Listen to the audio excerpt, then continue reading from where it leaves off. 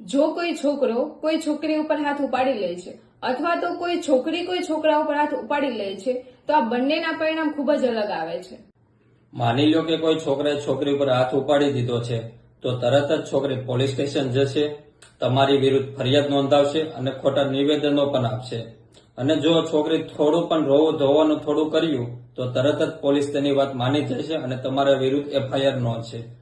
ભારતીય ન્યાય સંહિતાની કલમ 76, ભારતીય ન્યાય સંહિતાની કલમ 79 અને ભારતીય ન્યાય સંહિતાની કલમ 115 મુજબ પણ તમારી વિરુદ્ધ ફરિયાદ નોંધાવી શકે છે. આને આપણે જો ઉલટું કરી દો તો કોઈ છોકરી કોઈ છોકરા ઉપર હાથ ઉપાડે છે અથવા તેની સાથે બદતમીઝી પણ કરે છે તો આ સમાન કલમો તેને લાગુ પડશે? તો હું તમને જણાવું કે આ બિલકુલ નહીં થાય. છોકરાઓ વધારેમાં વધારે ભારતીય ન્યાય સંહિતાની કલમ 150 મુજબ ફરિયાદ કરી શકે છે. તેમાં પણ પોલીસ પાસે પાવર છે કે તે તમારી ફરિયાદ લે કે ના બી લે.